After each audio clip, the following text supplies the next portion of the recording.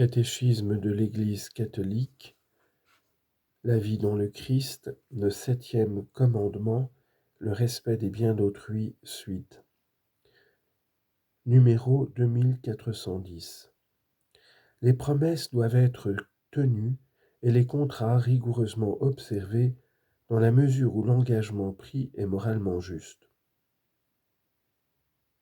Une part notable de la vie économique et sociale dépend de la valeur des contrats entre personnes physiques ou morales. Ainsi, les contrats commerciaux de vente ou d'achat, les contrats de location ou de travail. Tout contrat doit être convenu et exécuté de bonne foi. Les contrats sont soumis à la justice commutative qui règle les échanges entre les personnes et entre les institutions dans l'exact respect de leurs droits. La justice commutative oblige strictement. Elle exige la sauvegarde des droits de propriété, le paiement des dettes et la prestation des obligations librement contractées. Sans la justice commutative, aucune autre forme de justice n'est possible. On distingue la justice commutative de la justice légale qui concerne ce que le citoyen doit équitablement à la communauté et de la justice distributive qui règle ce que la communauté doit aux citoyens proportionnellement à leurs contributions et à leurs besoins. En vertu de la justice commutative, la réparation de l'injustice commise exige la restitution du bien dérobé à son propriétaire. Jésus bénit Zachée de son engagement. Si j'ai fait du tort à quelqu'un, je lui rends le quadruple. Luc chapitre 19, verset 8. Ceux qui, d'une manière directe ou indirecte, se sont emparés d'un bien d'autrui, sont tenus de le restituer ou de rendre l'équivalent en nature ou en espèces si la chose a disparu, ainsi que les fruits et avantages qu'en aurait légitimement obtenus son propriétaire.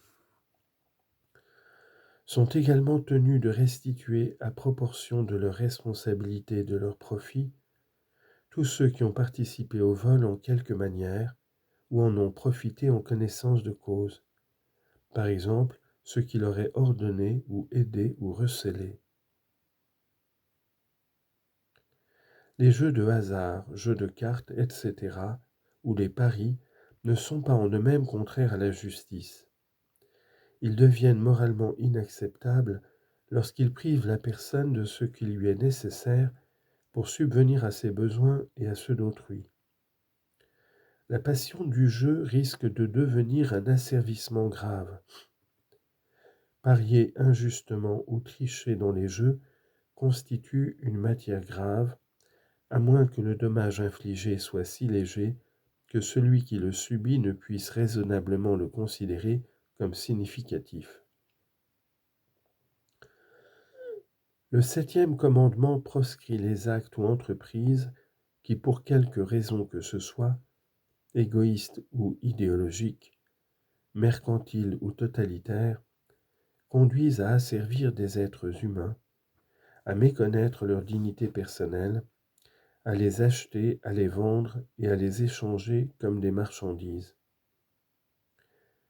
C'est un péché contre la dignité des personnes et leurs droits fondamentaux que de les réduire par la violence à une valeur d'usage ou à une source de profit. Saint Paul ordonnait à un maître chrétien de traiter son esclave chrétien non plus comme un esclave mais comme un frère, comme un homme dans le Seigneur. Philémon, verset 16. Le respect de l'intégrité de la création. Le 7e commandement demande le respect de l'intégrité de la création. Les animaux comme les plantes et les êtres inanimés sont naturellement destinés au bien commun de l'humanité passée, présente et future. Confère Genèse chapitre 1, versets 28 à 31. L'usage des ressources minérales, végétales et animales de l'univers ne peut être détaché du respect des exigences morales. La domination accordée par le Créateur à l'homme sur les êtres inanimés et les autres vivants n'est pas absolue. Elle est mesurée par le souci de la qualité de la vie du prochain, y compris des générations à venir. Elle exige un respect religieux de l'intégrité de la création.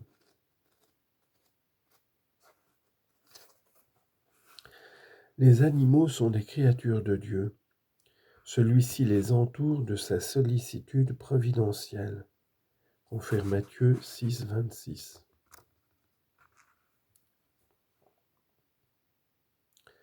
Par leur simple existence, ils le bénissent et lui rendent gloire.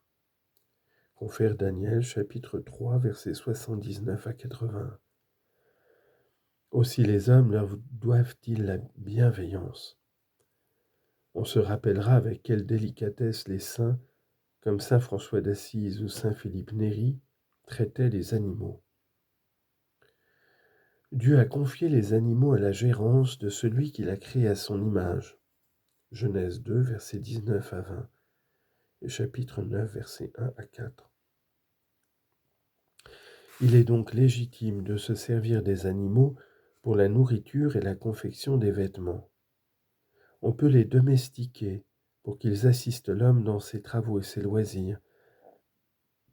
Les expérimentations médicales et scientifiques sur les animaux sont des pratiques moralement acceptables, pourvu qu'elles restent dans des limites raisonnables et contribuent à soigner ou sauver des vies humaines. Il est contraire à la dignité humaine de faire souffrir inutilement les animaux et de gaspiller leur vie. Il est également indigne de dépenser pour eux des sommes qui devraient en priorité soulager la misère des hommes. On peut aimer les animaux, on ne saurait détourner vers eux l'affection due aux seules personnes. 3. La doctrine sociale de l'Église. La révélation chrétienne conduit à une intelligence plus pénétrante des lois de la vie sociale. L'Église reçoit de l'Évangile la pleine révélation de la vérité de l'homme. Quand elle accomplit sa mission d'annoncer l'Évangile, elle atteste à l'homme, au nom du Christ, sa dignité propre et sa vocation à la communion des personnes. Elle lui enseigne les exigences de la justice et de la paix, conformes à la sagesse divine. L'Église porte un jugement moral en matière économique et sociale. Quand les droits fondamentaux de la personne ou le salut des âmes l'exigent. Dans l'ordre de la moralité, elle relève d'une mission distincte de celle des autorités politiques. L'Église se soucie des aspects temporels du bien commun en raison de leur ordination au souverain bien, notre fin ultime. Elle s'efforce d'inspirer les attitudes justes dans le rapport au bien terrestre et dans les relations socio-économiques.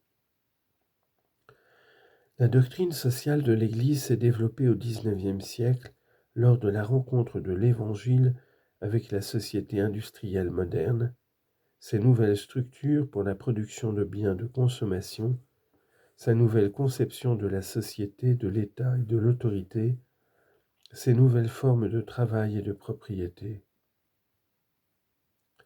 Le développement de la doctrine de l'Église en matière économique et sociale atteste la valeur permanente de l'enseignement de l'Église, en même temps que le sens véritable de sa tradition toujours vivante et active. L'enseignement social de l'Église comporte un corps de doctrine qui s'articule à mesure que l'Église interprète les événements au cours de l'histoire, à la lumière de l'ensemble de la parole révélée par le Christ Jésus avec l'assistance de l'Esprit Saint. Cet enseignement devient d'autant plus acceptable pour les hommes de bonne volonté qu'il inspire davantage la conduite des fidèles. La doctrine sociale de l'Église propose des principes de réflexion, elle dégage des critères de jugement, elle donne des orientations pour l'action. Tout système suivant lequel les rapports sociaux seraient entièrement déterminés par les facteurs économiques est contraire à la nature de la personne et de ses actes. Une théorie qui fait du profit la règle exclusive et la fin ultime de l'activité économique est moralement inacceptable. L'appétit désordonné de l'argent ne manque pas de produire ses effets pervers. Il est une des causes des nombreux conflits qui perturbent l'ordre social. Un système qui sacrifie les droits fondamentaux des personnes et des groupes à l'organisation collective de la production est contraire à la dignité de l'homme. Toute pratique qui réduit les personnes à n'être que de purs moyens en vue du profit asservit l'homme, conduit à l'idolâtrie de l'argent et contribue à répandre l'athéisme. Vous ne pouvez servir à la fois Dieu et Mammon. Matthieu chapitre 6 verset 24, Luc chapitre 16 verset 13. L'Église a rejeté les idéologies totalitaires et athées associées dans les temps modernes au communisme ou au socialisme. Par ailleurs, elle a récusé dans la pratique du capitalisme l'individualisme et le primat absolu de la loi du marché sur le travail humain. La régulation de l'économie par la seule planification centralisée pervertit à la base les liens sociaux.